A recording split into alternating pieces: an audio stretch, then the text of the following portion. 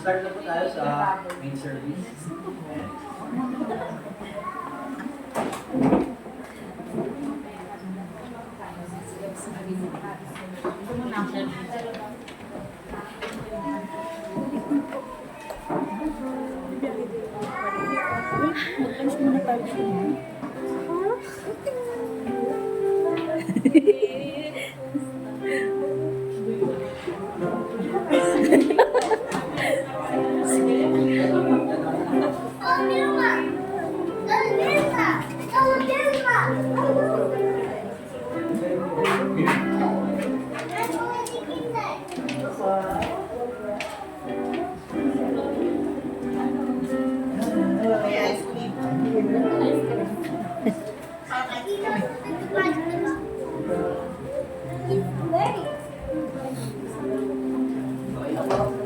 Let's settle na po. We'll start with the word of prayer. Dear Lord, once again, salamat po sa pamamagitan ng tayo kanina umaga sa Sunday School. We pray that this morning, give us motivation, serve po kayo, lalo na po sa mga teachers namin this day, wisdom, deliver message, and ganun din po sa amin tagapakinig, give us clarity and understanding, muna po ang mga mensahe na matututunan. And all this to pray in Jesus' name. Amen.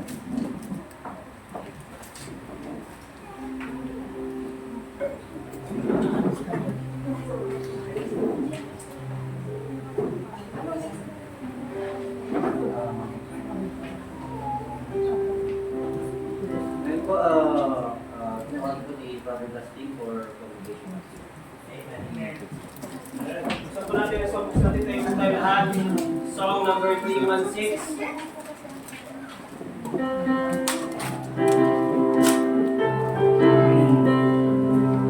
Katayin po natin ang itong stanza ito.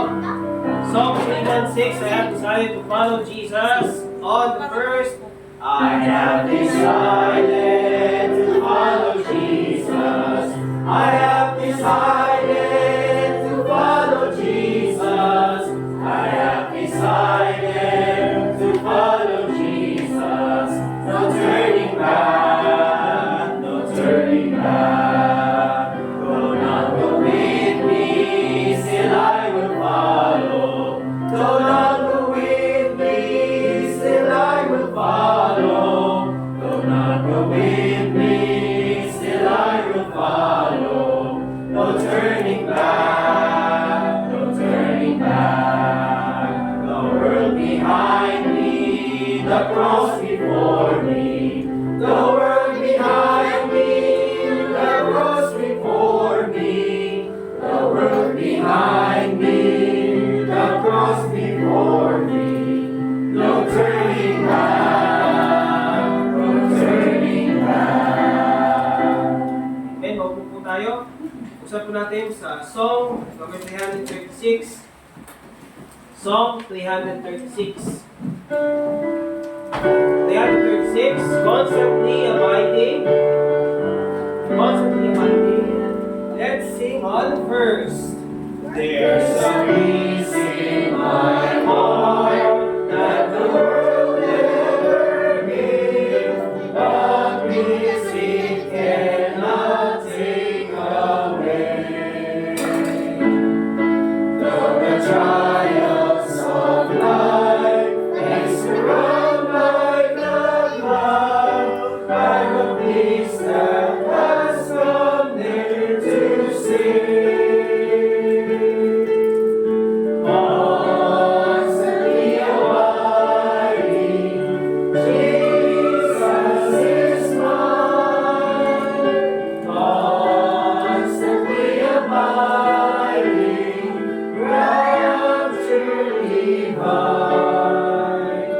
He never leaves me lonely.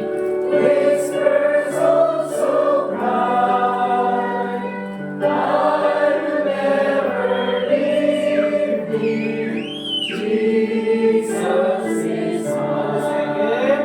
All the world seems to sing of a Savior and King. When peace sweetly came to my heart, troubles all fled away, and my night turned to day. Blessed Jesus, how glorious thou art!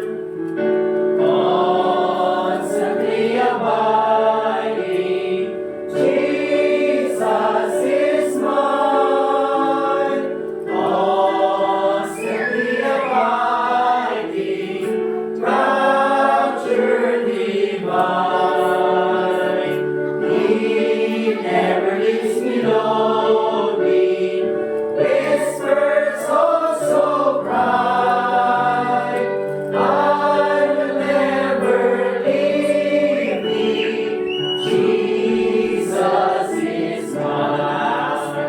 This treasure I have in the temple of faith. While we on His footstool I roam, but it's coming to take me some glorious day over there to my heavenly home. Constantly abiding, Jesus is mine. Constantly abiding, rapture divine. He never leaves me lonely. Whispers oh so bright, I will never leave thee. Jesus is mine. Amen.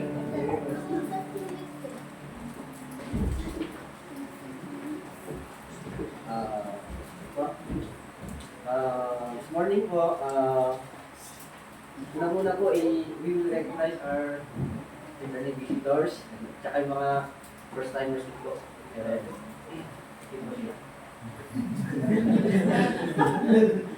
Bali sila Pastor Cornelio and his family. Welcome po ulit dito sa amin.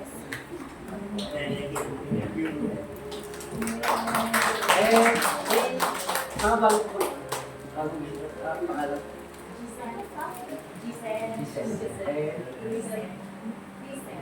Giselle. Kaya pag-welcome po sila mamaya after ng service po. Check out po natin. And sa ngayon po, may mga announcement po na iniwan si Pastor Tim. And si Pastor Tim po ngayon is nasa La Union.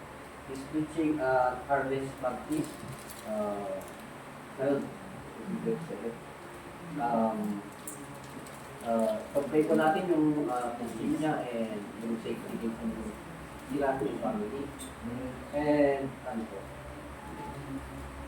sa April 30 na magkakaroon po ng conference at High Crest Main, sa main church po. So, yun po ang parang activity po sa 1830. Next is this month of May, nakafocus ko ang preaching sa about soul meaning emphasis. So, ngayong May, nasaan po natin na yung mga preaching is related sa soul meaning. Of course, we also need to be motivated. Good. Publish ng word, paglabas or pag-share ng gospel. Tapos, sa May 11 po, sige po. Sa May 11, kung pwede pong makapag-invite po kayo ng mga mothers, sa Mother's Day, special day for mothers. And sa May 4 po, nag-invite po sila Brother Mark sa residence mo nila. And 3 o'clock na. 3 o'clock onwards. 3 o'clock onwards daw, papakain daw po sila. And sino po makakapunta, punta po tayo. Celebrate po ng birthday si Baby Luke. Amen. Pag-ilang second birthday. Second birthday. Okay, and ano to? Sa ngayon po, ang schedule po ng soul winning po natin as a church is every Saturday, 9:30 a.m. sa Burnham, Rose Garden. And yun, yun lang po ang mga announcement sa ngayon. And Brother Dustin will lead us to one last song. Then, preaching, may special number. And teaching po.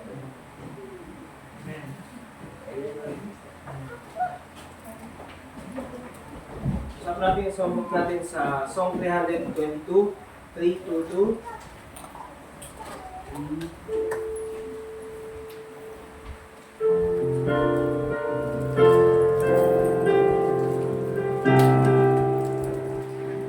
Okay, let's sing Living for Jesus on the first po. Let's sing Living for Jesus, a life that is true, striving to please Him in all that I do,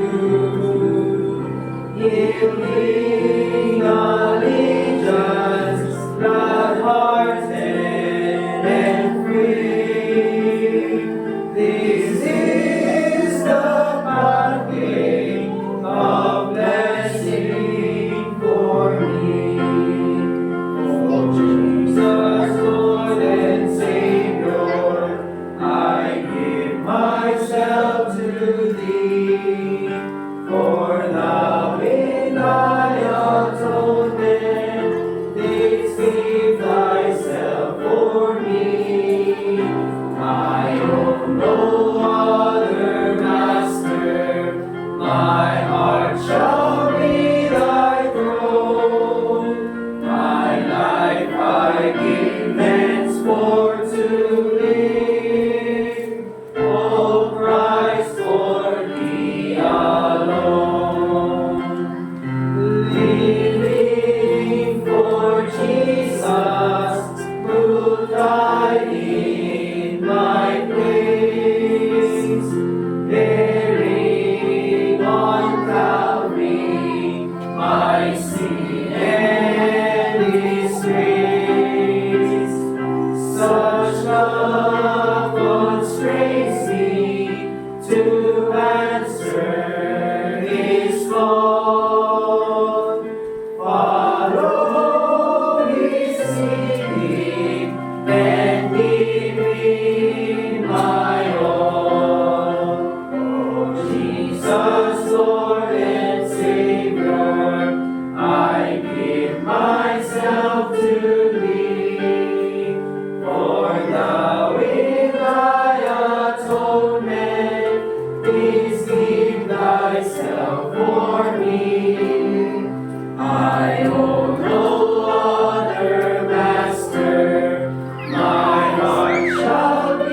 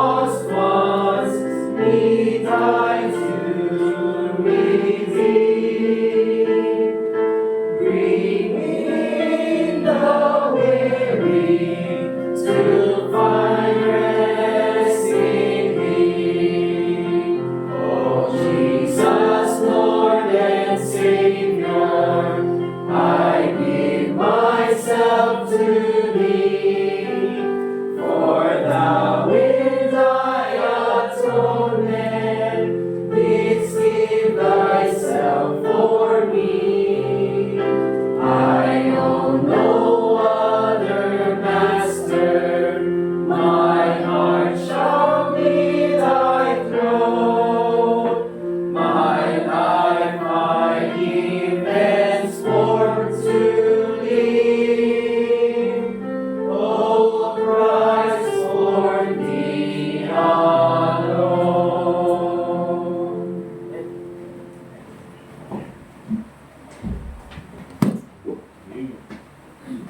Amen po. Good morning po sa ating lahat. Are you happy this morning po ba? Amen. Happy talaga kayo mga kapatid, gaya nga po lang sabi kanina sa announcement, si Pastor po ay nag-preach dun po sa anniversary ng Heaven Bible Baptist Church dun sa Agoon na po mga kapatid. Tayo naman, pag-tiisin nyo na lang po kami. Alam mo, so kasi hindi nyo naman mapipili yung preacher niya. Biro lang po mga kapatid. Ngayong umaga po mga kapatid, we will study our lesson as fast as we can. I promise you po mga kapatid, before 12 tapos na tayo. Before 12 na umaga.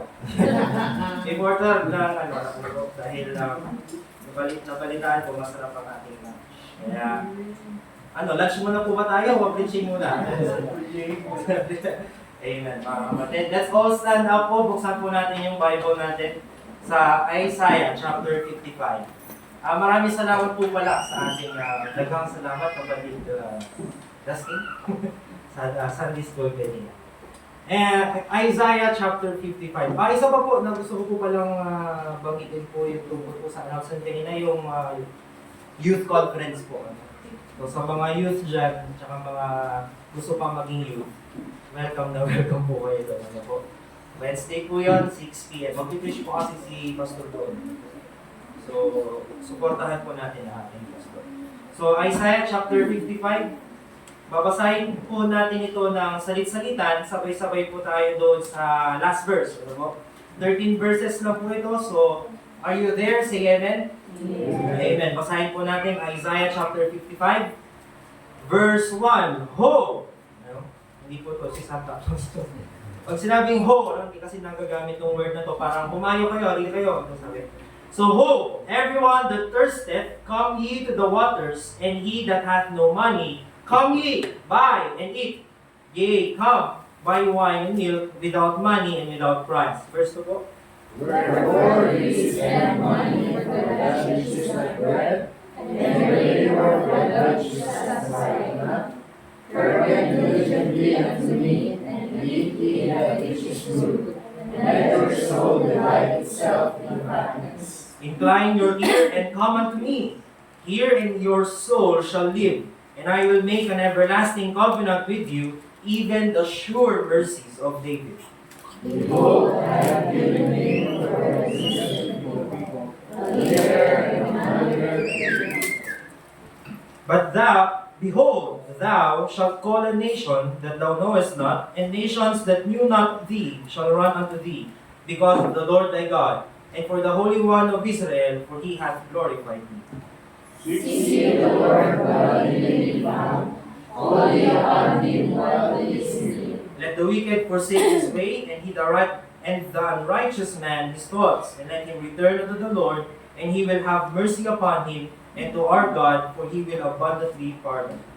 For my thoughts are not your thoughts, neither are your ways my ways, saith the Lord. For as the heavens are higher than the earth, so are my ways higher than your ways, and my thoughts than your thoughts. For as the rain cometh down, and snow from heaven, and returneth not to the earth, but watereth the earth, and maketh it bring forth the bud, that it may be seed to the sower, and bread to the eater. So shall my word be that goeth forth out of my mouth. It shall not return unto me void, but it shall accomplish that which I please, and it shall prosper in the thing whereto I send it. For ye shall walk in joy, and be led forth in peace. The mountains and the hills shall break forth before you to see. All the places of the hills shall bow like grass. Sabay-sabay po tayo, verse 13. Instead of the thorn shall come up the fir tree, and instead of the briar shall come up the myrtle tree, and it shall be to the Lord for a name, for an everlasting sign that shall not be cut off. Tayo po'y manalangin ng saglit mga kapatid. Panginoon Diyos, kami po'y lumalapit sa iyong trono ng biyaya at awa, Panginoon. Pagamat wala po ang aming pastor dito, Panginoon, kami pa rin po ay humihiling sa inyo ng gabay, Panginoon, lalo-lalo na po sa inyong tagapagsalita ngayong umaga, Panginoon. Nanawa po, kuskusan niyo po ng banal na spirito na sa gayon mga katotohanan po ang siyang mamutawi sa aking bibig, Panginoon. At ma-bless po ang iyong iglesia, Panginoon. Dinggin niyo po ang panalangin ng bawat isa, Panginoon. Tignan niyo po yung pangangailangan ng bawat isa. Nangangailangan po kami ng iyong salita, Panginoon. Kaya naman po, Panginoon, nawa po ang banal na spirito ang siyang manguna. At naituro po yung mga katotohanan na nais niyo pong malaman ng simbahan, Panginoon. Kami po ay nananalangin na patawarin niyo po kami sa aming mga kasalanan. Bigyan niyo nga po kami ng puso na attentive, O Lord God. Bigyan rin po kami ng puso na mapagkumbaba. Nang sa gayon, pakinggan po namin ang iyong salita ng maayos, Panginoon, at masamba ka po namin, Panginoon, sa Espiritu at katotohanan, Panginoon Diyos. At Panginoon, ikaw na po ang bahala sa amin at ipinapanalangin po namin ang Pastor sa La Union, maging biyaya rin po siya doon sa church na kanyang pinuntahan, Panginoon. At muli, Panginoon Diyos, ikaw na po ang bahala sa mga oras na aming linggo, Panginoon. Inupulit po namin kayo tinatakila. Ito po ang aming panalangin sa iyong takilang anak na ang aming Panginoon sa Kristo.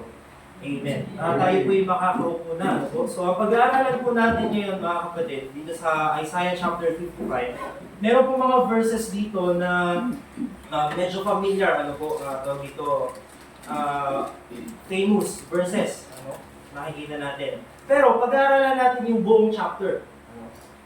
Kasi ang lesson po natin, ang preaching po ngayon ay pinamagatan ko po na God's twofold invitation. God's twofold invitation. Huwag niyo pong asahan na ako po ay magtatagalog katulad ni Brother Justin ng fluent kasi I came from Mexico.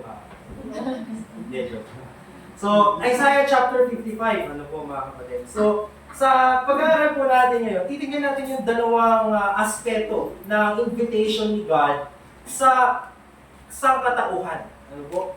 At doon sa pangalawa, specifically, invitation to believers. Makikita natin dito yung magagandang pangako ng Panginoon kapag tayo ay tumugon sa kanyang imbitasyon.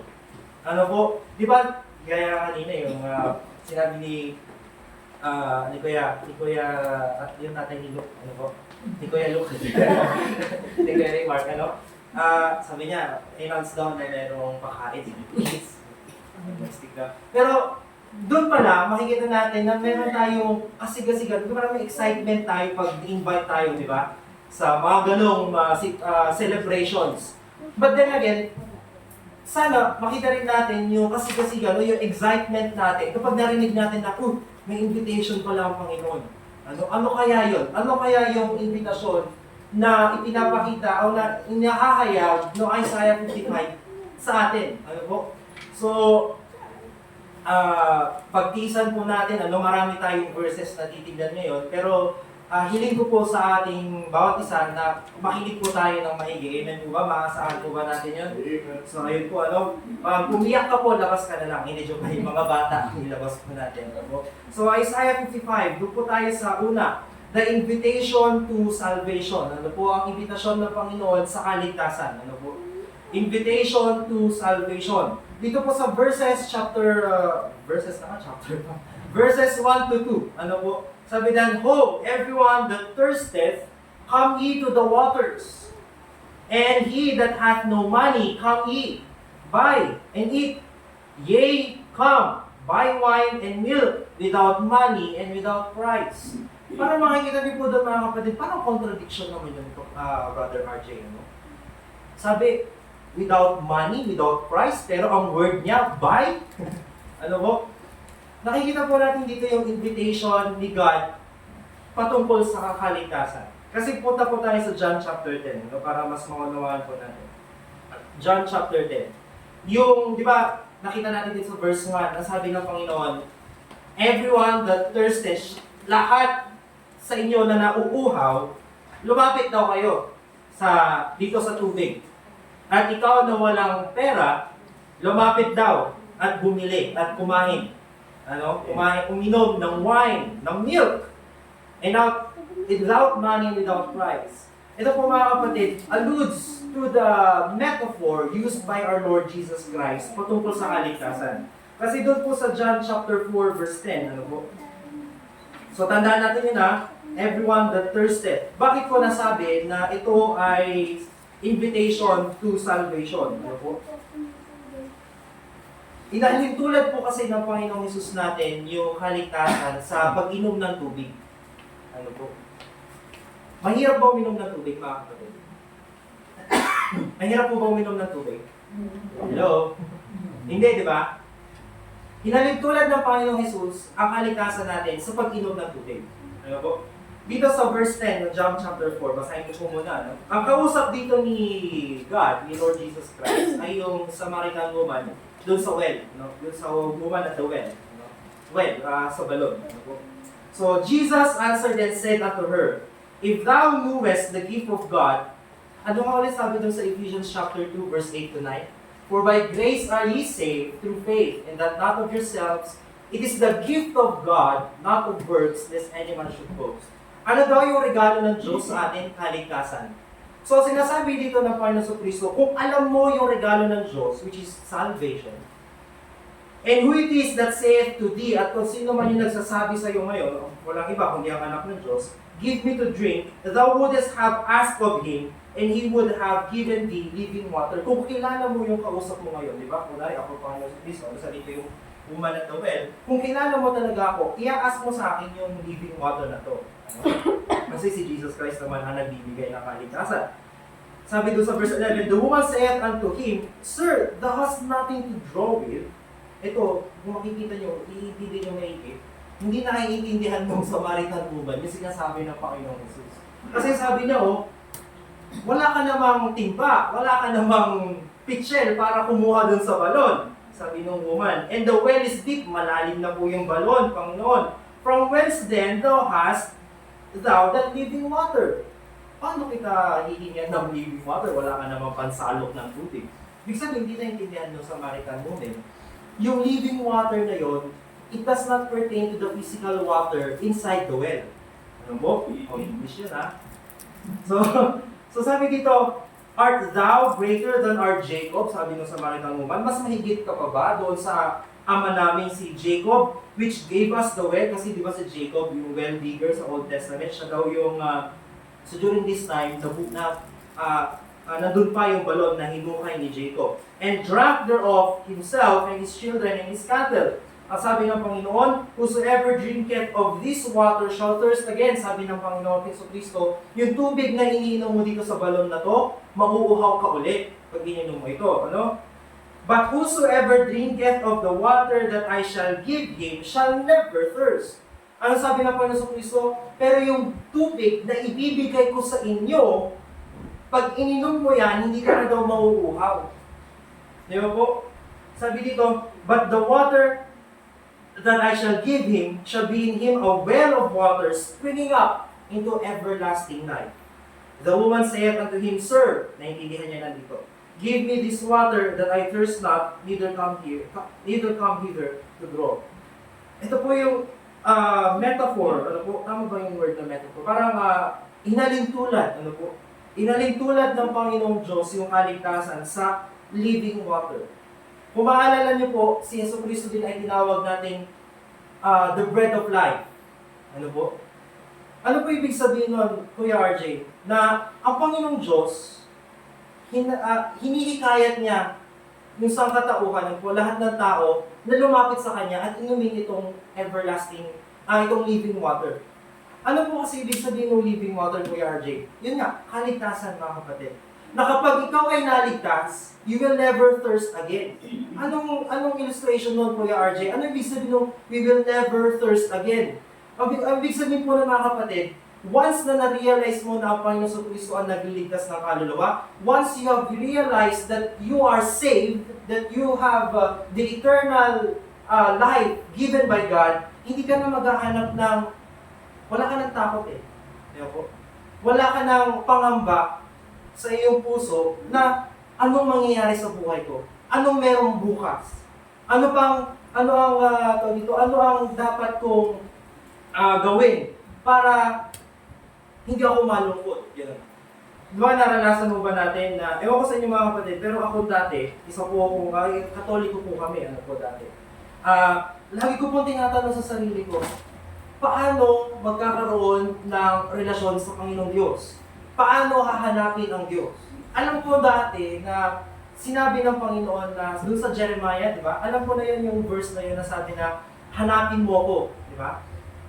At ipapakita ko sa inyo yung wonders, sabi ng Panginoon Diyos. Alam ko yun, pero every time na iniisip ko yun, paano ba? Paano ba hanapin ang Diyos? Paano ba makasalamuha ang Diyos? Paano ba manalangin sa Diyos? Paano ba sumagot ang Diyos sa aking panalangin? Parang walang nangyayari. Ano po? But nung nakita ko yung, nung may nagturo sa akin ng gospel, yun pala yun. Kailangan mo pa palang magtiwala kay Panginoon Kristo nang sa gayon matawag ka niyang anak. At kapag ikaw ay natawag niya ng anak, andun na. Hindi ka na maghahanap. Nauunawaan po ba natin mga kapatid? Hindi mo nahahanapin yung kasi sa kaluluwa ng tao, hindi man isipin ng ibang tao. Darating at darating yung oras na iisipin nila ano na mangyayari pagkatapos ng kamatayan. Di ba po? Madalas nangyayari ito sa mga tao na nasa deathbed na ba? Di ba po? Maraming ganyan. May isang preacher nagsabi na yung tatay niya daw ay atheist. Pero siya ay preacher, kasi positive siya. Atheist daw siya. Pero nung deathbed niya na, nung mamatay na yung kanyang tatay, sabi niya sa anak niya, tawagin mo nga yung preacher mo.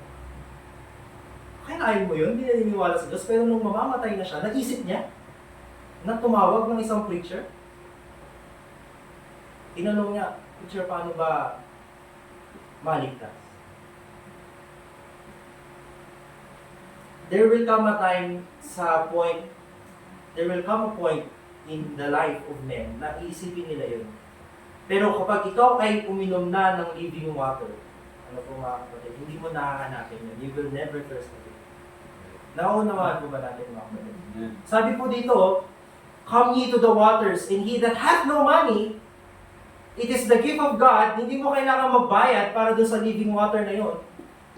All you have to do is to believe on the Lord Jesus Christ. Di ba napakagandang imbitasyon ng Panginoon? Isipin nyo mga kapatid, birthday ko, invite ko kayo. Invite kita.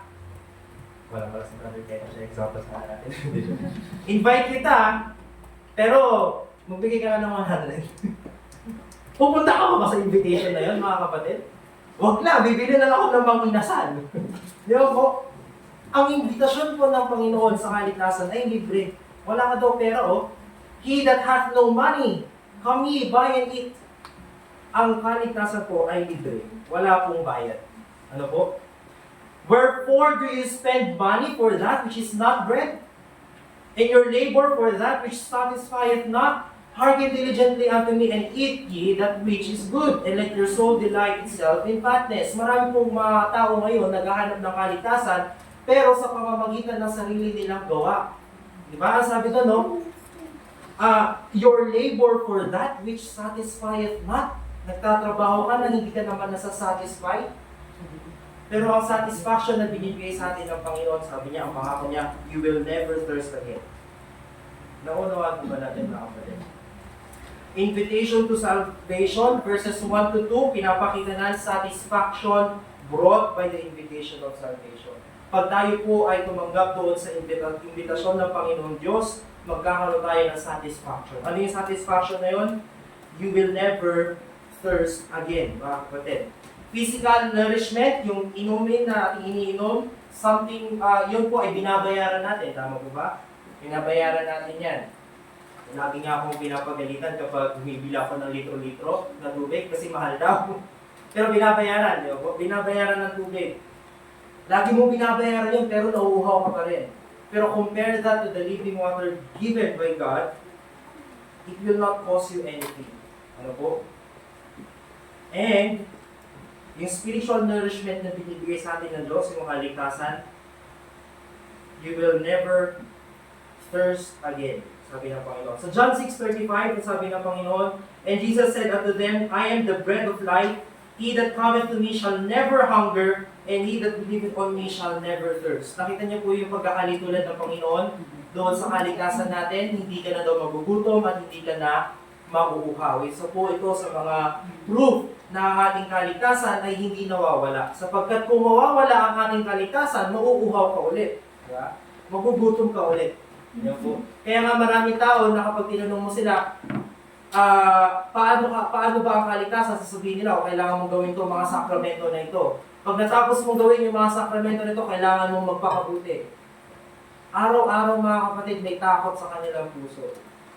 Mauuhaw at mauuhaw yan, di ba? Anong gagawin ko ngayon para hindi mo wala sa akin yung kalikasan ko? Diba? But, sabi ng Panginoon, come ye to the waters. Go everyone that thirsteth, come ye to the waters. Lahat mo ba dito mga kapatid ay ligtas? Say amen? Amen. Maganda po na tayo lahat ay ligtas. Pero kung ikaw po ay hindi nyo pa nasisiguro ang iyong kalikasan, sabi ng Panginoon, come ye to the waters. Ikaw lumapit ka lang sa Panginoon. Diba po? So John chapter 7, buksan pa natin ating Biblia. John chapter 7, verse 37 to 39. Basahin ko po, sabi ng Panginoon, in the last day, the great day of the feast, Jesus stood and cried, saying, if any man thirst, ang sino man na nauuhaw, let him come unto me and drink. Sinabi ba doon na go to church and drink? Hindi po, di ba? Sinabi ba doon na be good and drink? Hindi, di ba? Lumapit lang doon sa Panginoon. He that believeth on me, as the scripture hath said, out of his belly shall flow rivers of living water. But he spake heed of the Spirit, which they that believe on him should receive, for the Holy Ghost was not yet given because that Jesus was not yet glorified. Ito po yung magandang inindihin natin mga kapatid. Ano po? Sabi ng Panginoon, he that believeth on me, as the scripture hath said, out of his belly shall flow rivers of living water. Ano daw yung living water na to? But this spake he of the Spirit, the Holy Ghost. Ano po? Napakatandaan po natin mga kapatid. Nung tayo po ay naligtas, sinanggap natin si Jesus Christ, yung banal na Espiritu ay in-indwell ka niya. Pumasok po ang banal na Espiritu sa iyo. Ano yung illustration ng Panginoon Kristo doon? Rivers of living water. Yun po yung earnest ng ating kalikasan, sabi sa Bible. Pag sinabi natin earnest, yung collateral. Nawan-nawan po ba natin? Di ba kapag umutang ka, may collateral? Di ba? Ano ibig sabihin ng collateral? Para kapag yung nagpautang sa iyo, may kasaguluhan na babayaran mo siya. Pag di mo siya nabayaran, sa kanya na yung collateral. Tama ba yung collateral? Di ba ganun yun? Yun po ang illustration ng banal na spirito. Binigay po ang banal na spirito sa lahat ng mananampalataya as an earnest of our salvation, as the Bible says. Ano ibig sabihin nun? Collateral ng banal na spirito. Na kapag nasa iyo ang banal na spirito, may kasiguraduhan na ang Diyos ililigtas ka niya sa impyerno. Sapagkat nasa iyo ang banal na spirito. That's the living water, mga kapatid. That's the rivers shall flow rivers of living water. Nauunawaan po ba natin, mga kapatid? Kaya nga, once you have accepted the invitation of God to salvation, you have the rivers of living water springing up within my soul into everlasting life, ang sabi ng Panginoon. So, magalak po tayo mga kapatid, na ang kaligtasan pala ay napakadali. Ang kaligtasan pala ay may pangako ang Diyos. Ang kaligtasan pala ay may earnest, may collateral, which is the Holy Ghost. Kaya nga kapag tayo po ay nananalangin, meron pong kung mayroon pong times na nananalangin tayo na hindi natin alam yung ipapanalangin natin sa Panginoon sapagkat mas nangunguna yung emosyon natin, nangunguna yung paghihirap natin, hindi mo alam yung ipapanalangin mo sa Panginoon. Ang sabi ng Diyos, meron ng banal na Espiritu ang siyang nananalangin para sa iyo. Nauunawaan po ba natin mga kapatid? Di ba may mga times na nanalangin tayo, hindi natin alam pa panalangin. Panginoon Panginoon, wala kami makainin bukas. But then again, nandiyan ang banal na Espiritu na mananalangin para sa atin. When we take the invitation of God to salvation, we have continual satisfaction. You will never thirst, you will never hunger. Di ba po? Nauunawaan po ba natin si Amen, mga kapatid? Amen. Pag hindi nyo po nauunawaan, tanungin nyo na lang kung mamaya. Maybe preach ko po sa inyo one-on-one. So, sabi po dito, Revelation 22:17, nabasahin ko na lang po, "And the Spirit and the bride say, Come! And let him that heareth say, Come!" Lumapit ka lang sa Panginoon. "And let him that is athirst come. And whosoever will," ang sino man na gustong lumapit, "let him take the water of life freely." Freely, mga kapatid. Walang bayad. Di ba napakagandang balita na yung ating kaligtasan? Di ba po? Alam po lahat, almost lahat sa atin dito ay ligtas na. But then again, mga kapatid, you will find yourself more grateful to God because of this living water na illustration ng Panginoon. Naunawaan mo ba natin, mga kapatid? So, verses 3 to 4, assurance brought by the invitation to salvation. Verses 3 to 4, sabi dyan, "Incline your ear and come unto me, hear and your soul shall live." Ano sabi doon sa kanta natin kinakanta? Look and live. Diba po?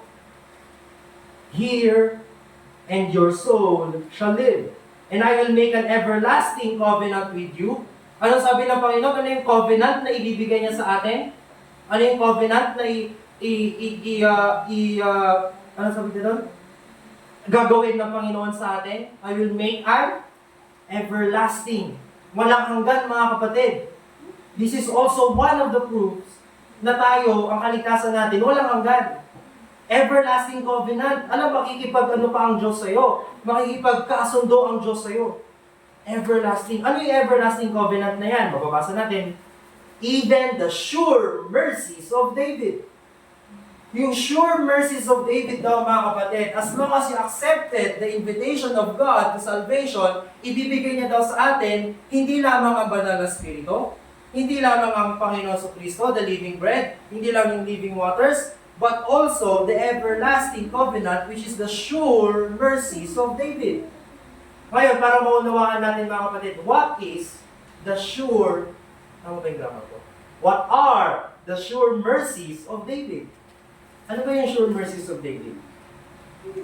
Kung babasahin po natin, mga kapatid, doon sa 2 Samuel, chapter 7. So far, so good. Nakakaunawa po lahat. Nasusundan po ba natin yung lesson natin? 2 Samuel, chapter 7. Ito po ay from the Old Testament pa lang. Makikita natin dito na once saved, always saved. 2 Samuel, bear with me, mga kapatid, as we learn the sure mercies of David. Kasi maraming verses ito para mas maunawaan natin. 2 Samuel. Pakatandaan natin, mga kapatid, na si David. Siya po yung tinatawag sa New Testament na a man after God's own heart. Pero, although siya yung a man after God's own heart, hindi po binigay ng Diyos yung sure mercies na yan dahil sa katalinuhan ni David, dahil sa kagalingan ni David. Binigay po niya ito dahil sa awa at biyaya ng Diyos kay David. So basahin natin. 2 Samuel chapter, Chapter 7. Ayan po, Chapter 7. Sabi po dyan, verse 12 to 17. Basahin ko po, So sa pamamagitan ng mata, tingnan nyo, sabi dyan, verse 12, sabi ng Panginoon, And when thy days be fulfilled, and thou shalt sleep with thy fathers, si Panginoon, kinakausap si David. At sabi ng Panginoon kay David, pag ikaw ay mamamatay na, kasama ng iyong mga ama, I will set up thy seed after thee. Meron daw seed na palalakihin ng Diyos pagkatapos ni David, which is Solomon. Tama po ba? Siya yung anak ni David si Solomon. Which shall proceed out of thy bowels. And I will establish his kingdom. He shall build an house for my name, and I will establish the throne of his kingdom forever. I will be his father, and he shall be my son. If he commit iniquity, I will chasten him with the rod of men, and with the stripes of the children of men. But my mercy shall not depart away from him. Tignan niyo po yung verse 15. but my mercy shall not depart away from him. Pakatandaan po natin ano yan. Pakatandaan po natin yan, no? But my mercy shall not depart away from him. As I took it from Saul, whom I put away before thee, and thine house and thy kingdom shall be established for what? Forever. Before thee, thy throne shall be established forever. According to all these words and according to all these visions, so did Nathan speak. Mga kapatid, tandaan po natin, sa Old Testament po, kapakinggan niyo po ito ha, sa Old Testament po, whenever you read a prophecy, or a promise of God, kadalasan, ano yan, may two aspects of fulfillment. Una, yung immediate fulfillment, tapos pangalawa, future fulfillment. Usually, yung future fulfillment, yan po yung pinaka-importanting fulfillment ng prophecy. Dito po, sa example na to, ang pinakakuan ni God, na, kasi dito, sa context na to, sabi ni David, ako nakatira sa palasyo, ang Panginoon nasa tent lang, gagawan ko siya ng templo, sabi ni David. Pero sabi ni Nathan, ay hindi ka gagawa ng templo, kasi marami ka nang napatay gamit ang kamay mo. Ibig sabihin, marami ng dugo yung kanyang kamay kasi nga siya ay man of war. Sabi ng Panginoon, hindi ikaw ang gagawa ng bahay para sa akin. Kasi hindi naman ako humingi ng bahay nun sabi ng Panginoon Diyos. Hindi naman ako nagpapagawa ng tahanan. Pero kung yan talagang gusto mo, ito ang pangako ko sa iyo. Yung anak mo ang gagawa ng templo para sa akin. Naunawa ba natin? Ngayon, hindi lang yan ang pangako ni God kay David. Ano pa yung pangako ni God kay David? Yung anak mo magkakaroon ng kingdom. Ano sabi doon? Verse 16, and thine house and thy kingdom shall be established forever before thee, thy throne shall be established forever. Unang fulfillment unan kay Solomon. But then again, nagkasala si Solomon, tama ba? So hindi na continue yung kingdom na yun. Ngayon, alam na yun ng Diyos. Kaya nga, ang pinaka-fulfillment po nito mga kapatid, kay Panginoong Jesucristo.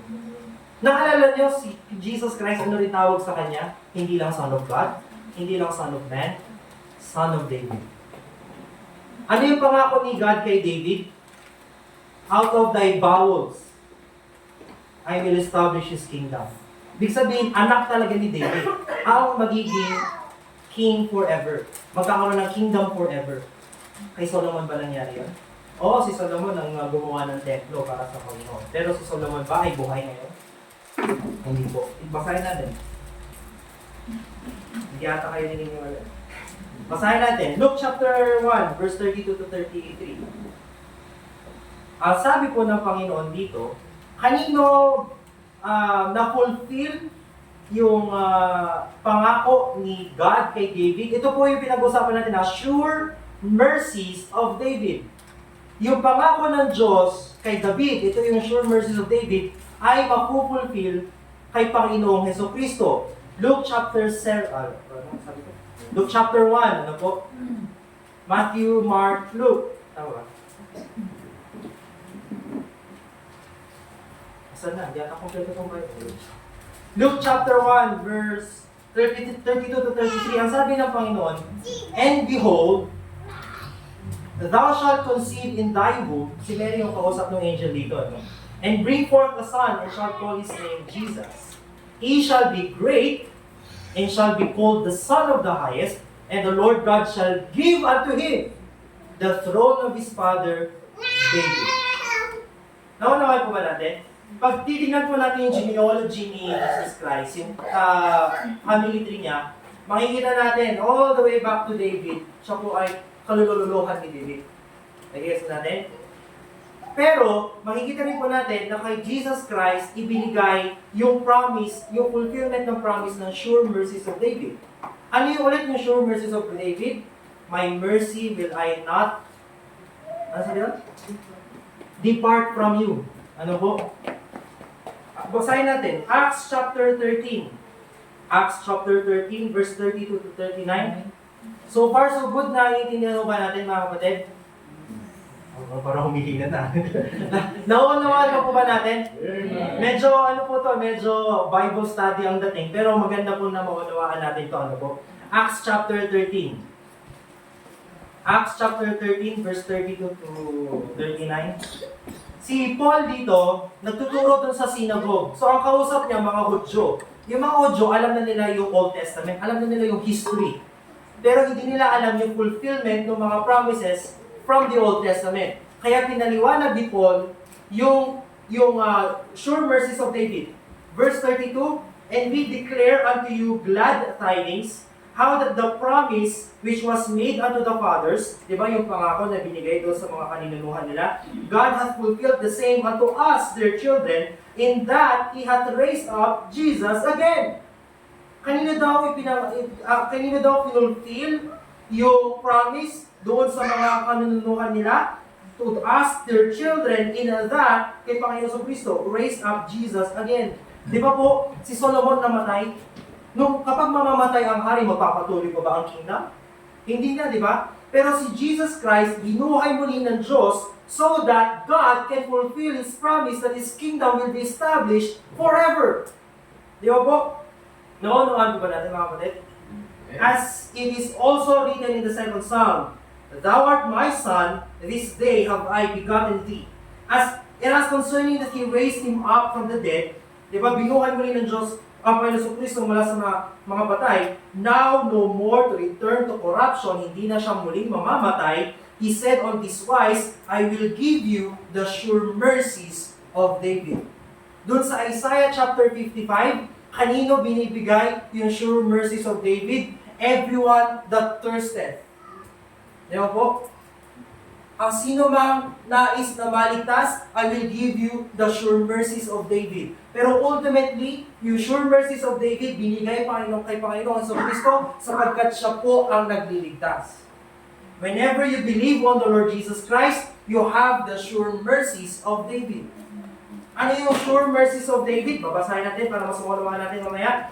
Pagpatuloy lang natin yung Acts chapter 13. "Wherefore he saith also in another psalm, Thou shalt not suffer thine Holy One," kay Jesus Christ, "to see corruption." Kaya nga po, di ba, last week, celebrate natin yung Holy Week, yung 3 days and 3 nights na ang Panginoon Kristo ay nasa grave, hindi po nabulok ang kanyang katawan. Ano po? "But he whom God raised again, so no corruption, be it known unto you therefore, men and brethren, that through this man, through the Lord Jesus Christ, is preached unto you the forgiveness of sins." Tayo po ay nagkaroon ng kapatawaran ng ating mga kasalanan because of the Lord Jesus Christ. And by Him, and by the Lord Jesus Christ, all that believe are justified from all things, from which ye could not be justified by the law of Moses. Kahit nasundin mo lahat ng utos ni Moses, from commandment number 1 to commandment number 2, hindi ka maliligtas. To commandment number 10, hindi ka maliligtas. You will be saved only through the Lord Jesus Christ. Di ba po? Sapagkat sa Kanya po binigay yung sure mercies of David. Ngayon, basahin natin kung ano yung sure mercies of David para mas maunawaan natin. Psalm chapter 89. Psalm chapter 89, verse 20 to 37. Nakita po natin yung pangako ng Diyos doon sa Isaiah chapter 55. Ikaw na lumapit sa Panginoong Hesukristo, bibigyan daw tayo ng sure mercies of David through the Lord Jesus Christ. Ano yung sure mercies of David, Kuya RJ? Basahin natin, Psalms chapter 89. Ano po? Sabi po dyan, so far so good, naiintindihan po ba natin, mga kapatid? Amen. Verse 20, "I have found David my servant, with my holy oil have I anointed him, with whom my head shall be established, mine arm also shall strengthen him. The enemy shall not exact upon him, nor the son of wickedness afflict him. And I will beat down his foes before his face, and plague them that hate him. But my faithfulness and my mercy shall be with him, and in my name shall his horn be exalted." 25, "I will set his hand also in the sea, and his right hand in the rivers. He shall cry unto me, Thou art my Father, my God, and the rock of my salvation, and I will make him my firstborn, higher than the kings of the earth. My mercy will I keep for him forevermore, and my covenant shall stand fast with Him. Di ba yung binasa natin dun sa 2 Samuel? My mercy shall not depart from him. My mercy will I keep for him forevermore. His seed will I make to endure forever. Yung kanyang mga anak, God will endure them forever, and His throne as the days of heaven. Di ba? Yung kingdom shall be established forever. Yun yung ibig sabihin nun. Throne as the days of heaven. Kailan ba matatapos ang heaven? Hindi po. The throne as the days of heaven. If His children forsake my law, ito na po yung promise sa atin ng Panginoon. If His children, di ba sabi sa John 1:12, but as many as receive Him, to them gave He power to become the sons of God, even to them that believe on His name. Tayo daw ay may karapatan tawaging anak ng Diyos pag tayo ay tumawag sa pangalan ng Panginoon. Ibig sabihin, sino yung anak ng Panginoon sa Kristo? Tayo na nagtiwala sa Panginoon Diyos. Ano yung pangako ng Diyos dun sa mga anak niya? Sabi dito, if His children forsake my law, and walk not in my judgments, if they break my statutes, and keep not my commandments, then will I visit their transgression with the rod, and their iniquity with stripes. Nevertheless, my loving kindness will I not utterly take from him, nor suffer my faithfulness to fail. Mga kapatid, ito pong faithfulness ng Panginoon, pag tayo ay tumanggap sa Panginoon, naligtas tayo sa pamamagitan ng kanyang dugo, His faithfulness, my loving kindness will I not utterly take from him. Kahit na ikaw daw ay magkasala, sabi ng Panginoon dito, if His children forsake my law, mga kapatid, kahit na ikaw ay mag-backslide, kahit ikaw ay ayaw mo na sa Panginoon, as long as you believe on the Lord Jesus Christ, the loving kindness of God will not utterly take from you. Di ba napakagandang pangako ng Diyos? Pero sabi ng Panginoon, then will I visit their transgression with the rod and their iniquity with stripes. May pagpapalo pa rin ng Diyos. Pero di ba napakagandang pangako nun? Hindi ka talaga matatakot sa impyerno eh. The loving kindness of God. Naunawaan po ba natin? The invitation of God to salvation. Una, you have satisfaction. Pangalawa, you have assurance brought by the invitation to salvation. Kaya nakakapagod na makipagdebate sa mga taong kailangan mong gumawa ng mga sakramento para maligtas. Diyos na mismo nagsabi, nevertheless, thy loving kindness will I not utterly take from him. Paulit-ulit sinasabi ng Panginoon yan. Ano pa sabi doon sa John 5:24? Ano masabi doon? Ang sabi ng Panginoon, he that believeth on me and he that heareth my words and believeth on me that sent me, and believeth on him that sent me, shall not come into condemnation, but is passed from death unto life. Naunawan po ba natin, mga kapatid? Opo, ligtas tayo lahat dito, but once again, kahit na anong gawin mo, mga kapatid, you are saved. But then again, sa verse 32, pakatandaan natin, then will I visit their transgression with the rod. Papaluin ka ng Panginoon, and their iniquity with stripes. Kaya po, papasok tayo doon sa pangalawang invitation ng Panginoon. The invitation to righteousness. Una, invitation to salvation. Lahat po ba tayo ligtas? Amen? Nagets natin paano ang kaligtasan? Once saved, always saved. Amen? Amen. Pero mga kapatid, sabi nga ng Panginoon, then will I visit their transgression. Pag ikaw ay nagkasala sa Panginoon, you break His statutes, you keep not His commandments, then will I visit their transgression with the rod and their iniquity with stripes. Sabi ng Panginoon. Dapat sa Hebrews, di ba? Pinapala daw tayo ng Diyos. So the assurance of the sure mercies of David is literally laid out in Psalm 89 to 30 to 30. Ibinasa natin.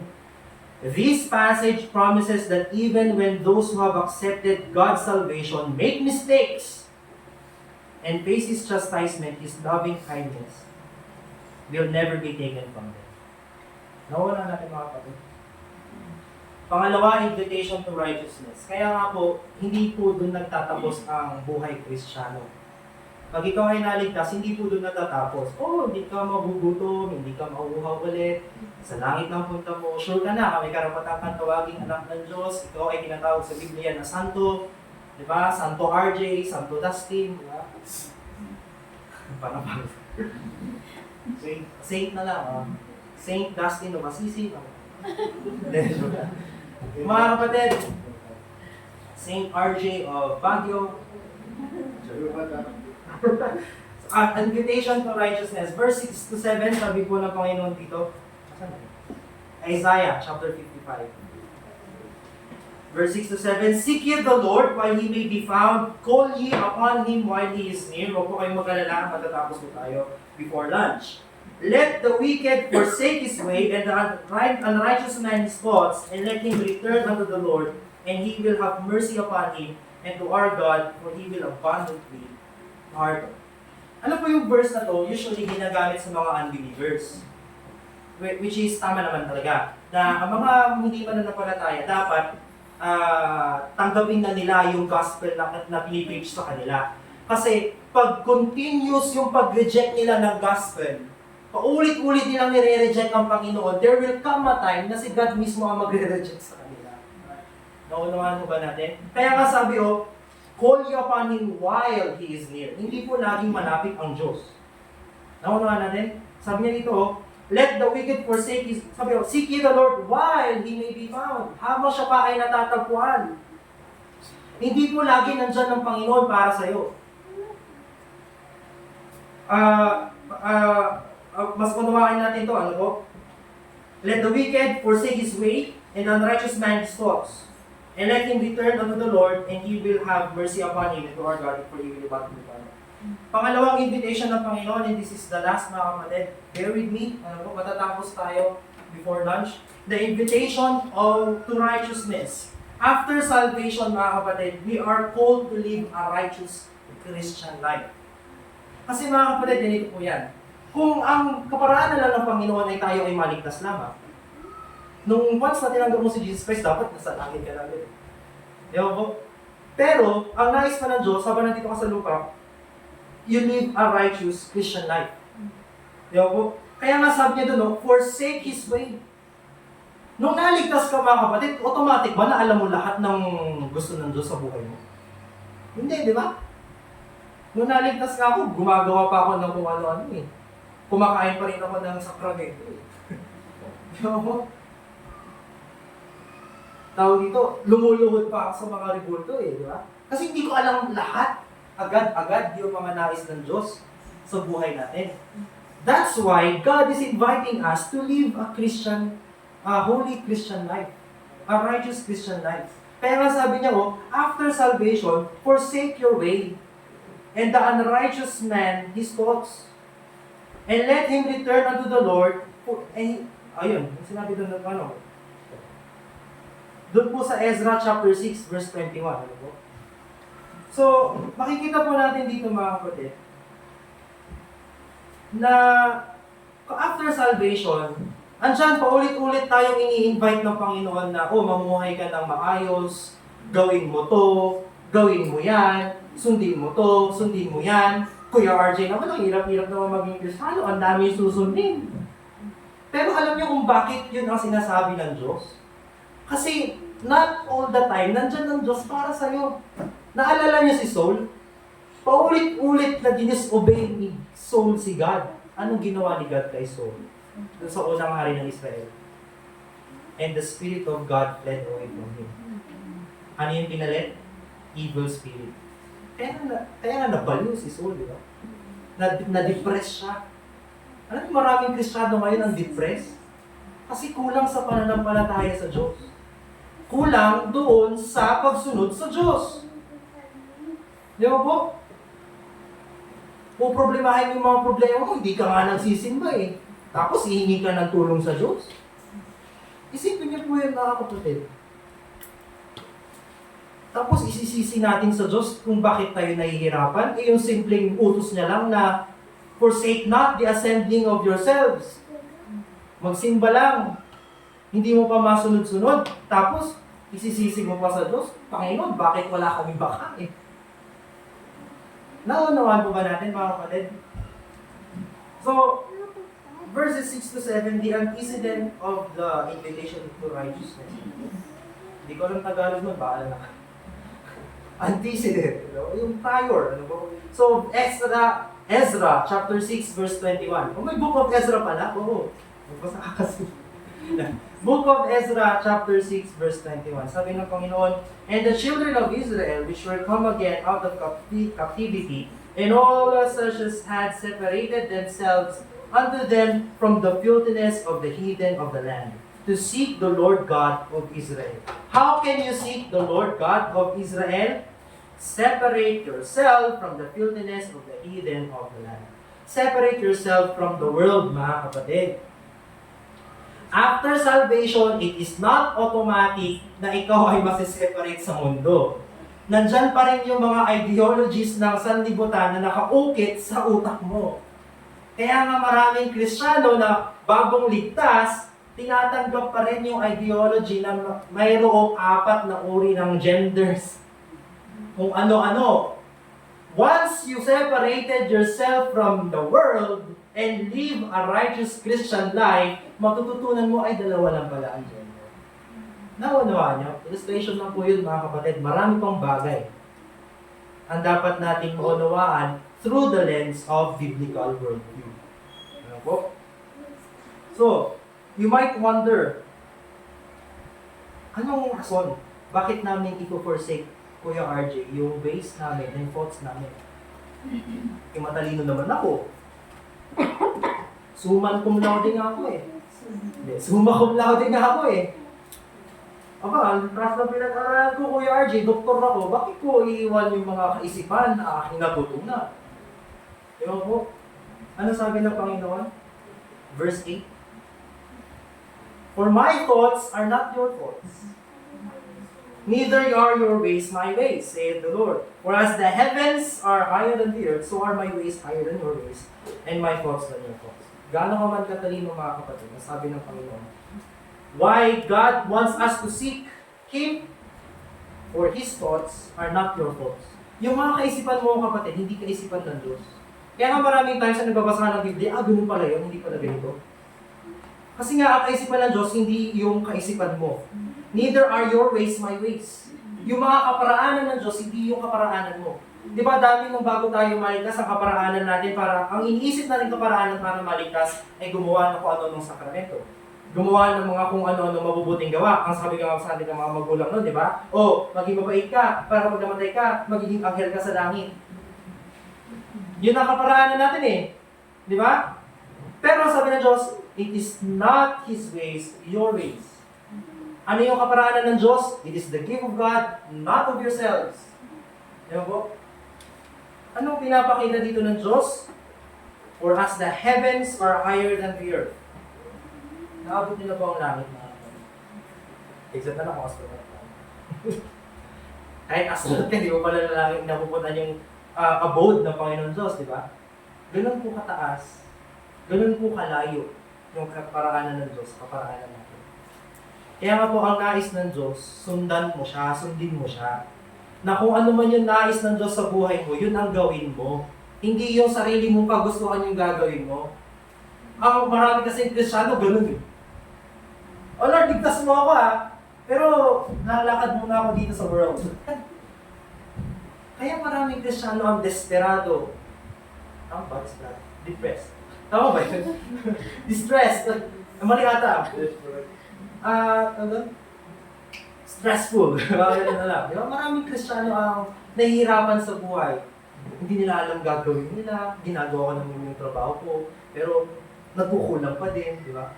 Ginagawa ko naman lahat. Pero nahihirapan pa rin ako sa buhay. Nandiyan pa rin yung kalungkutan sa buhay. Bakit? Kasi gano'n tayo. Diba? Gusto mo maligtas. Naligtas ka nga, pero gusto mo pa rin lumakad sa mundo. Ang nais ng Diyos, lumakad tayo kasama siya. Naman ba natin? Because His thoughts are not our thoughts. His ways are not our ways. Saith the Lord. Diyan po? Mas iniisip pa natin minsan, di ba? Ngayon, nagiging sikat to, yung positive discipline. Alam niyo po yan? Na kapag daw ang isang bata ay gumawa ng mali, kausapin mo lang daw siya. Alam mo ba, hindi naman mo ay mali. Kasi, baka daw, may pinagdadaanan yung bata. Yun ang ideology ngayon. Huwag kang mamalo, kasi ang pagpapalo, may trauma yan. Yun ang sabi nila. Pero ano sabi ng Panginoon? Ano yung way kaparanan ng Panginoon? Ano? Nakalimutan ko.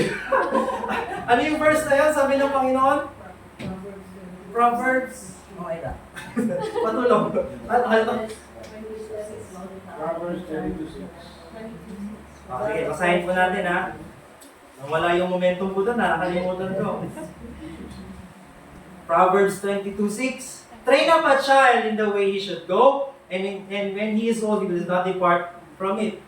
Hindi, yung verse na ano, yung the rod of correction. Oh, foolishness is bound in the heart of the child, but the rod of correction shall drive away from him. Anong chapter? Ayan, 22:15. Oh, sabi ko nga, 22:15. Foolishness is bound in the heart of a child, but the rod of correction shall drive it far from him. Naisip ko lang po kasi ito as an example. Maraming Kristiyano mismo, mga magulang, ayaw ng mamalo ng anak. Kasi gusto nila yung sarili nila kaparaanan. Ayaw nila yung kaparaanan ng Diyos. Masyado nang traumatic yan sa bata. Yung rod of correction na yan. Your ways are not the ways of God. Ano sabi ng Diyos? The rod of correction shall drive it far from Him. Alam niyo mga kapatid, kung hindi ako hinambalos dati, bala ako. Pinapatawad na kita. Hindi, joke. Maraming salamat po, no? Hindi, biro lang yung mga kapatid. Nagpapasalamat po ako sa mga magulang ko na hinambalos ako. Bakit? Kung hindi po ako pinalo nung bata ako, foolishness is bound in my heart until now. Nagigets mo ba natin yung kaparaanan ng Diyos? That's why it seems illogical, it seems unreasonable, it seems, unkindly. Hindi naman. It seems illogical, yun na. It may seem illogical to you yung kaparaanan ng Diyos, pero makikita mo yung bunga ng kaparaanan ng Diyos one time. At the future. Nagigets mo ba natin? Kaya nga, bumili na kayo. May tinitinda po ako dito. Nag-advertise lang pala. Hindi po mga kapatid, the rod of correction will drive it far from you. Ano pa yung mga kaparaanan na gusto natin? Ay, ayoko muna mag-tights, Kuya RJ. Wala akong gagamitin. Dito muna. Kasi yung kaparaanan ng Diyos, 10%, parang ang hirap. Ganun din yung isip ko nun, yung may scholarship ako, yung UST. 7,000, tapos 10%, 700. Ang ano ko na yun pang computer. Hindi naman nagko-computer. Pang Jollibee ko na yun Pero mga kapatid, as time goes by, makikita mo na yung kaparaanan pala ng Panginoon, mas maganda sa kaparaanan natin. Di ba po? Ewan ko kung napansin nyo, ako napansin ko na ito Nung dati nahihirapan ako mag-types dahil nga yun yung kaisipan ko, dahil yung kaparaanan ko, yung gusto ko, di ba? Na, huwag mo na, next time na. Pero kung maiisip nyo po mga kapatid, naisip ko na, ewan ko kung na-realize na rin po yun, parang mas nagkukulang yung finances ko kapag hindi ako nagtatag. Pero pag natagtags ako, parang, hinaiwan pa. One day before sahod, may 1,000 pa pala ako. Yun po. Pero wala na ngayon Hindi ka nag-tights! So mga kapatid, ano ba natin? God's ways are not our ways. Gets? So far so good? That's why God wants you to seek Him now. Kasi darating yung time mga kapatid, pag hindi mo ginagawa yung kaparaanan ng Diyos, bahala ka na dyan. Gusto mo maghirap? Gusto mong ganito ang buhay mo? Gusto na lang ganyan ang buhay mo? O sige. Mamaya, there will come a time, ang kulit-kulit na naman, alika na sa bahay. Marami po Kristyano ganun ang nangyari. May mga Kristyano na inuusig mismo yung kanilang pastor. Kinuha ng buhay. Kinuha ng Panginoon ang kanilang buhay. Maraming kwento. Mamaya mag-kismis kayo. Hindi, joke lang ba? Hindi, joke lang. Pero totoo po yun mga kapatid, yung nangyayari. Ano po? So, wag na po tayo maging pasaway. Ano po? So, we rather choose the ways of God than our ways. Ano po? Sa mga young people, tama na. Wala tayong oras. Ano po? Verse 10 to 11. Isaiah chapter 55, verse 10 to 11. Not only the thoughts of God are not your thoughts, the ways of God are not your ways. Meron din pong power of the invitation to righteousness. Verse 10, sabi dito, Isaiah 55, verse 10, For as the rain cometh down in the snow from heaven, and it turneth not thither, but watereth the earth, and maketh it bring forth and bud, that it may give seed to the sower, and bread to the eater, so shall my word. Ano daw yung salita ng Diyos? But that goeth forth out of my mouth, it shall not return unto me void, but it shall accomplish that which I please, and it shall prosper in the thing whereto I send it. Alam niyo po, nais ng Diyos na mamuhay tayo sa kanyang paraanan. Ano po? Bakit? Kasi po binigay niya yung assurance ng kanyang salita. Na kung ano man yung sinabi ng Diyos, matutupad at matutupad yung kanyang sinabi. Di ba sabi dun sa verse na binasa natin, katulad daw ng ulan na bumaba sa langit. Di ba pag umuulan, anong bunga ng ulan? Mayroon kang ani. Di ba po? Kapag walang ulan, walang tubig, walang patubig, wala kang bigas, wala kang palay. Gets? Yun daw yung use ng ulan. Para magkaroon ng pagkain, magkaroon ng aanihin. Ganon din daw yung illustration ng salita ng Diyos. Hindi lalabas yan sa bibig ng Panginoon na hindi yan babalik sa Panginoon na hindi nagagawa yung dapat niyang gawin. Example, doon nga sa Proverbs na binasa natin, verse 22. Tignan niyo po yan sa buhay ng inyong mga anak.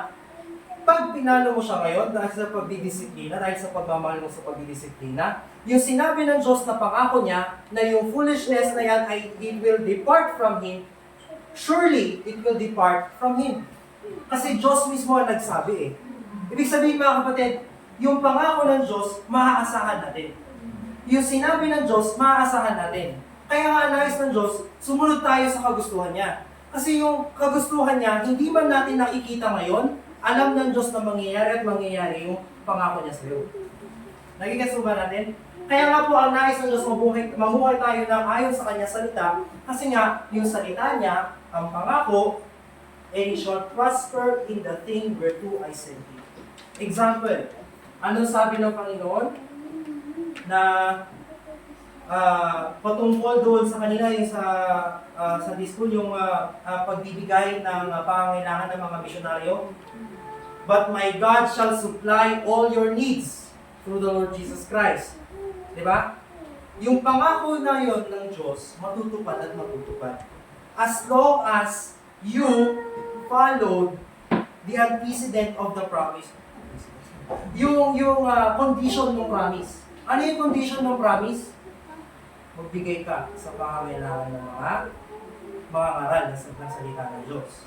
Ibig sabihin, kung may extra ka, bigyan mo, di ba? Minsan nga hindi extra eh. Kung ano yung dapat ibigay mo, di ba? Bakit? That's the only way God will supply all your needs. Di ba po? At hindi po yun mapapako na pangako. Kasi nga, di ba, sa yung binasa natin, na yung salita ng Diyos hindi babalik sa Kanya kung hindi yun matutupad. Nagigets mo ba? So, every time na mababasa natin yung promises ni God sa Bible, matutupad at matutupad yun. Yun ang sinasabi sa Isaiah 55:10. Kaya nga po mga kapatid, hindi niyo po ba tatanggapin yung imbitasyon ng Panginoon na mamuhay with holiness?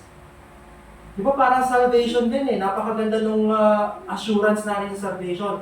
Dito rin po sa pamumuhay ng tapat at maayos sa Panginoon Diyos, may magandang assurance din. Ano yung assurance din? The power of the Word of God. Sabi sa 1 Peter chapter 1 verse 23, being born again, not of corruptible seed, but of incorruptible. Tayo daw ay nabuhay ulit, na pinanganak muli, hindi sa pamamagitan ng nasisira na seed, but doon sa hindi nasisira, hindi nabubulok, ganyan. But by the Word of God, which liveth and abideth forever. Paano daw tayong naipanganak muli sa pamamagitan ng salita ng Diyos? Which is incorruptible.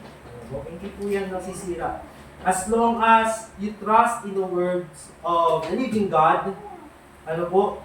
Sabi sa Proverbs 30 verse 5, ako po kayo manila, tapos na, last page. Ano? Every word of God is pure. He is a shield unto them that put their trust in Him. Gets? Nauunawan po natin? Una, the invitation of God to salvation, na naniniwala ko na lahat inaccept na. Amen? Nakakita natin. Ewan ko, kung mas naging thankful ba kayo doon sa pangako ng Diyos. Amen? Ano? Because of the sure mercies of David. Pangalawa, the invitation of God to righteousness. Meron tayong tinatawag na, anong tawag doon? Sabi doon sa Bible na, yung seek the Lord, tapos meron yung power of the God's Word. Pangapat naman, lastly mga kapatid, yung product of living a righteous life. Product of the invitation to righteousness. Yung last two verses ng ating chapter, Isaiah chapter 55, sabi po dyan ng Panginoon, verse 12 to 13, For ye shall go out with joy. Amen? For ye shall go out with joy. If you forsake your own ways, if you will hear the ways of God, if you will obey the thoughts and ways of God, ye shall go out with joy and be led forth with peace. Yan ang mga gusto natin sa buhay natin, di ba? Joy and peace. I've got joy like a fountain. Tama ba yun? I've got joy like a river. Tama ba? Di ba? I've got peace like a river in my soul. How can you have joy and peace? Seek the Lord. Ano po? The mountains and the hills shall break forth before you into singing, and all the trees of the field shall clap their hands. Instead of the thorn shall come up the fir tree. Alam niyo po yung fir tree, yung pag ginanong mo ngayon, ang lambot na puno. Hindi ba mga puno gano'n na malambot siya?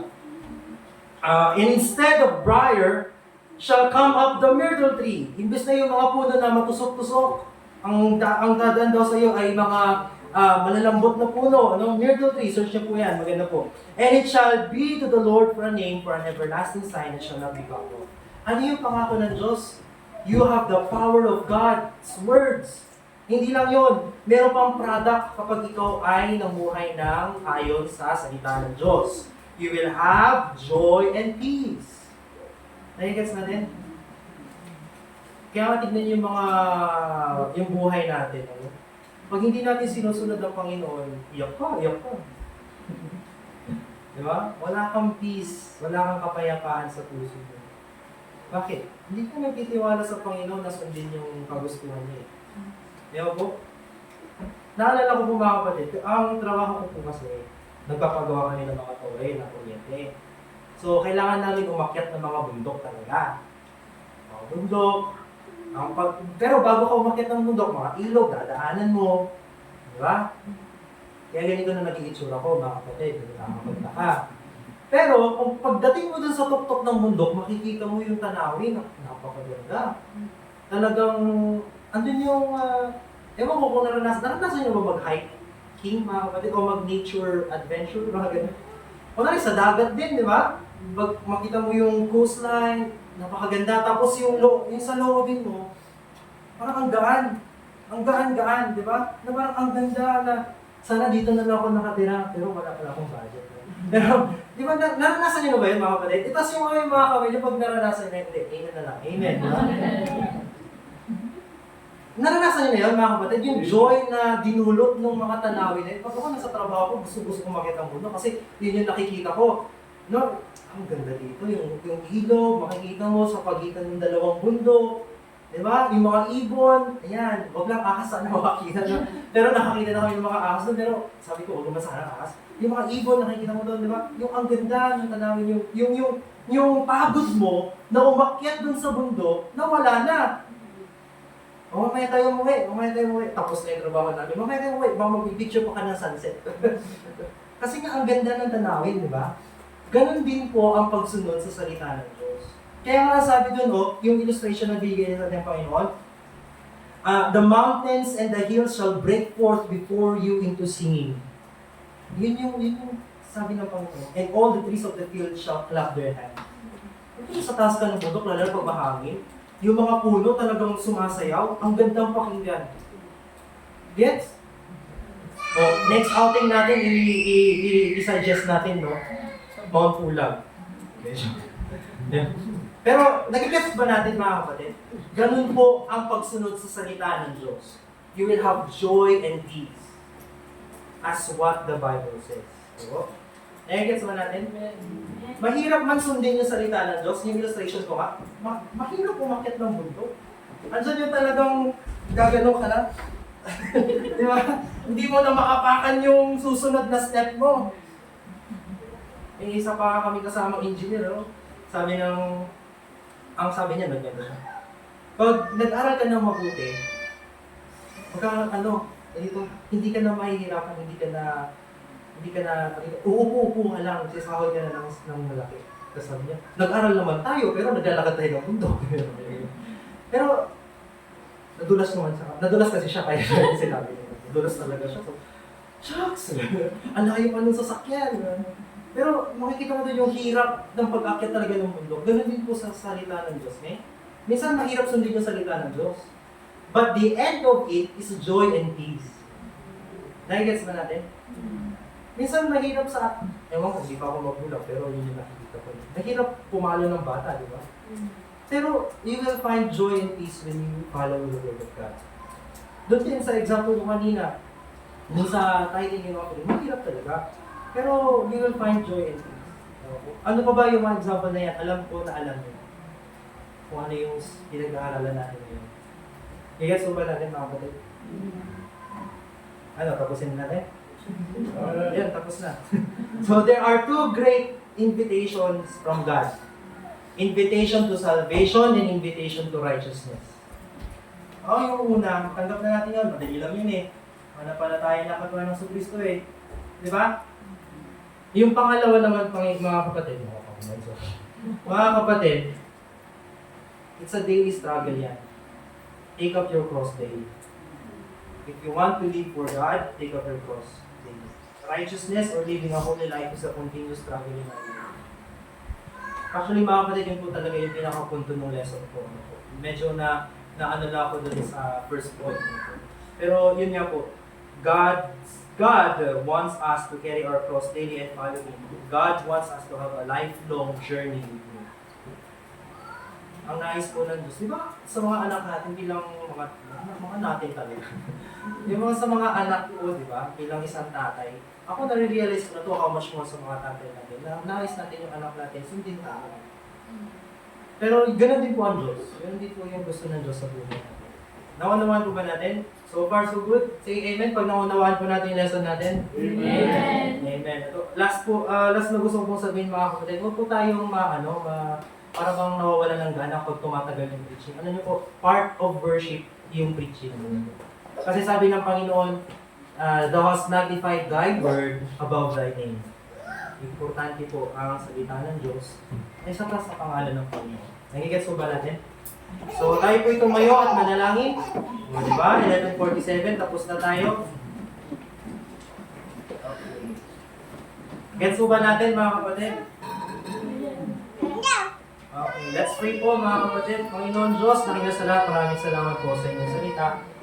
Maraming salamat po sa kaligtasan na iyong binigay sa amin. At maraming salamat po sa salita na iyong binigay para po kami ay mamuhay na naaayon sa iyong salita at magkaroon po kami ng joy and peace, O Lord God, sa aming buhay, Panginoon Diyos. Panginoon, patawarin niyo po kami sa aming mga kasalanan at patuloy niyo po aming gabayan upang masunod po namin yung mga kahit po na sa pangalan ni Jesus.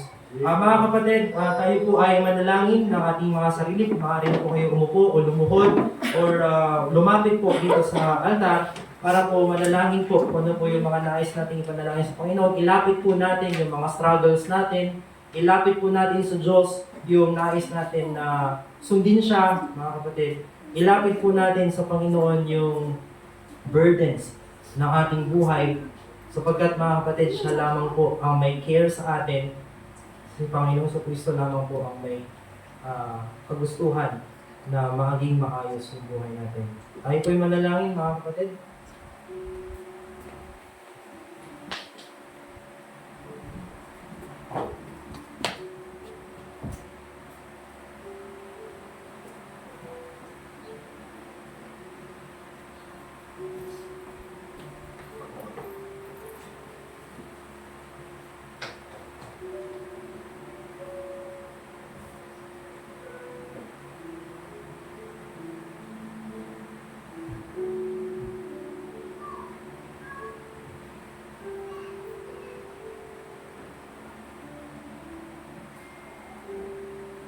Panginoon Diyos, nakila sa lahat, maraming salamat po muli sa amin sa preaching na aming natutunan. Panginoon, patuloy niyo po kami gabayan sa aming buhay. Panginoon, patuloy niyo po kami patawarin sa aming mga kasalanan. At patuloy niyo po kami ibalik sa panambahan upang makapakinig po ng inyong mga salita. At Panginoon, pinapanalangin po namin na give us the fellowship, Lord, ngayong Sunday. At Panginoon, pinapanalangin din po namin na ikaw po ang siyang manguna sa aming buhay, na nawa po masundot po namin yung mga kagustuhan ng Panginoon Diyos. Panginoon, ito ang dalang sa pangalan ng Jesus. Ihanda po natin yung tithes and offerings po natin. Mamaya hapon po may afternoon service po. Meron po rin. May afternoon service po. May afternoon service po mamaya. Sana po maka-attend pa rin tayo. Ano po? Ito yung title ng lesson mamaya, How Does the Local Church Truly Help Our Lives? I-preach ko na. Gusto niyo? Hindi, mamaya hapon na lang. So, mamaya hapon po, may afternoon service po tayo. Handa po natin yung tithes and offerings. May mag-pray po.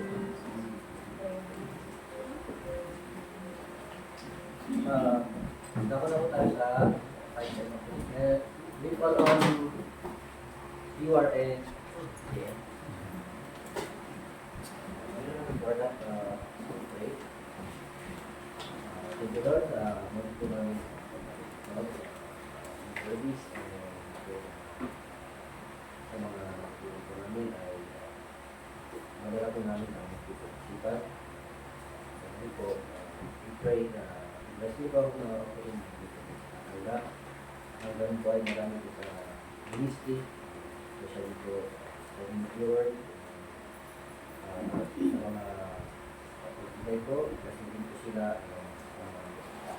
para pa pong pagkikay. Lalo po rin kasi nagawin po ang join po sila sa ministry of all this people in His name.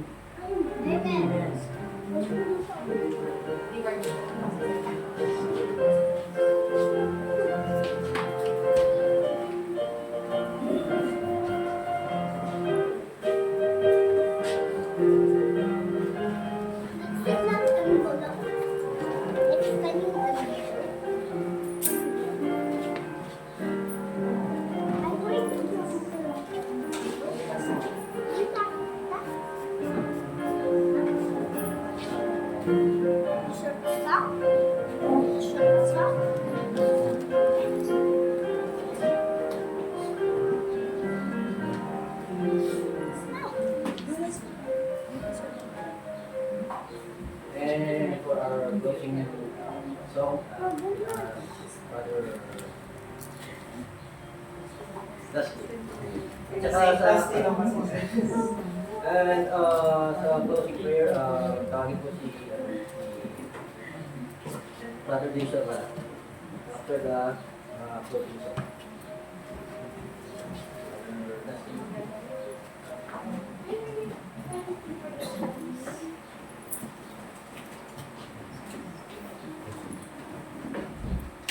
Let's open our songbooks po.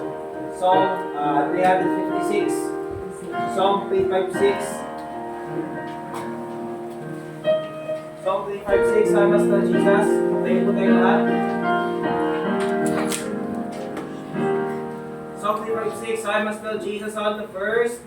I must love Jesus all of my trials. I cannot bear His burdens alone.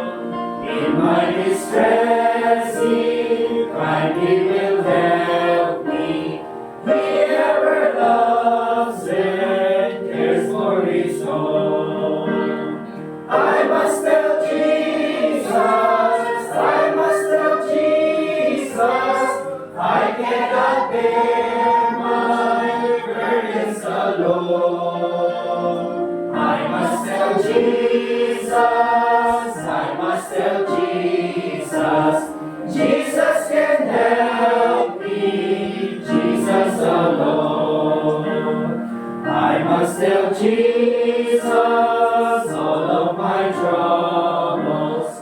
He is a kind, compassionate friend. If I ask Him, He will deliver. Make of my troubles quickly and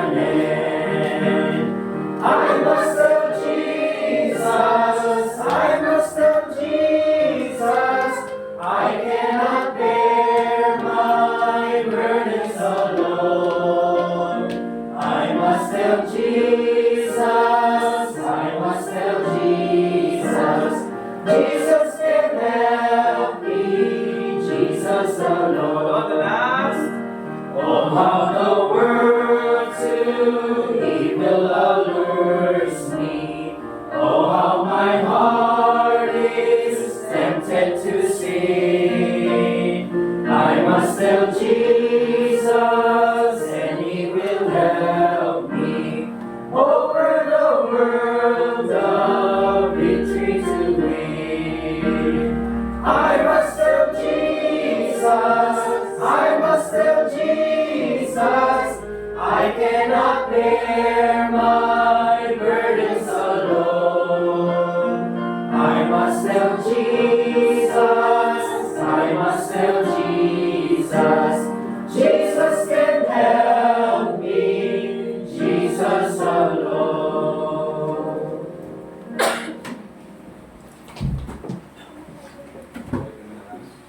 Dakilan ng Diyos sa unang source ko. Salamat sa katawag.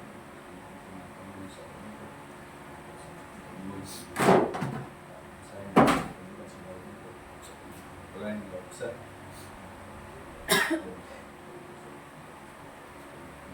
Baksa. So,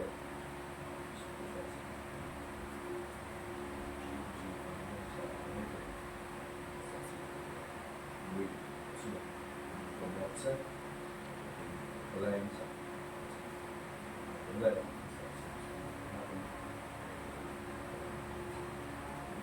kita sa susunod. Sabi ko sa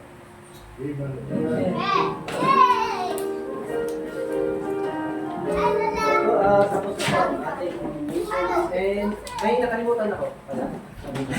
Isang announcement na skip ko. Sa May 25, may guest teacher po tayo, missionary Orlando Yawen. He's from Mongolia. And sana on May 25, yun, makapag-teach po tayo. Again, tapos na po ang main service. Ayun. Lunch na. Lunch after.